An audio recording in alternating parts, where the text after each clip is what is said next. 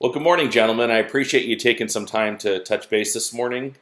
As you know, we've gotten a lot of questions about re-engineering technology to help future-proof the business and modernize technology stacks.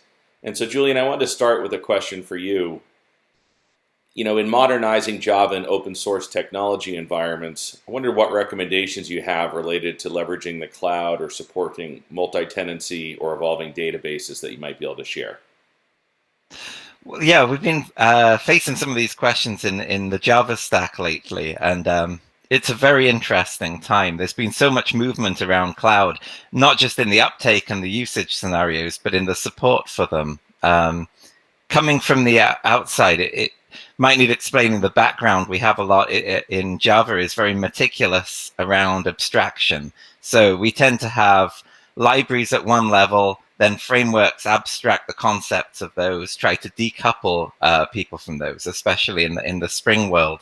And the cloud's seen a lot of this lately, things that can be quite disparate in terms of cloud providers. They find the commonalities for very, very carefully and give you some great projects with which to abstract yourself away. It gives me a lot of pause for thought because the cloud is so fundamentally unlike some of our other concerns. I think the nearest thing we've come in some ways is databases, in that you abstract yourself away from them, but at some level you tie yourself to them as well. And you do what you can in enterprise code to be flexible, to be forward-looking. But at some point, you inevitably have a tension if you try to move away from what you're currently on. And I think the cloud is making, some of the cloud is making that more true than ever.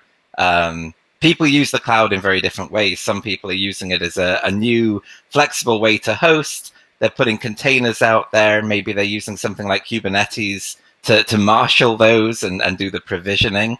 Other people are building topologies that really rely on specific pieces of service architecture out there provided by third parties. Spring Cloud gives you wonderful first-class support for all of those, but I think in the case of more specific vendors and solutions, the abstraction probably buys you a bit less in terms of re-architecture down the road. In terms of linking to things like Kubernetes, there's some very beautiful things they've done, very elegant solutions. A couple I've been looking at lately are, there's a piece called Spring Cloud Contracts, which really comes out of the enterprise service bus world. And it actually runs equally well on, I think, Apache Camel and Spring Integration, ESB code, or their Spring Streams, Cloud Streams, which is the modern cloud side of that.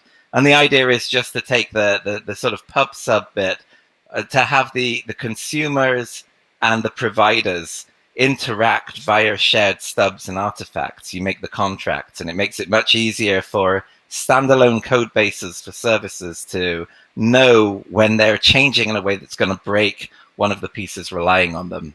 But I think one cautionary note I've talked to people before about is just, I know some people will opt to avoid some of these framework pieces that give you your binding to the cloud just because they want, especially microservices, to be completely agnostic as to it all.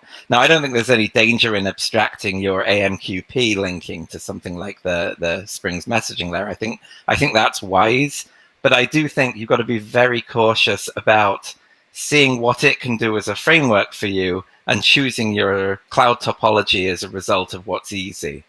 You're buying into a commitment of architecture that spans a long time and is much bigger than the concerns of any one piece of microservice architecture. Thank you, Julian.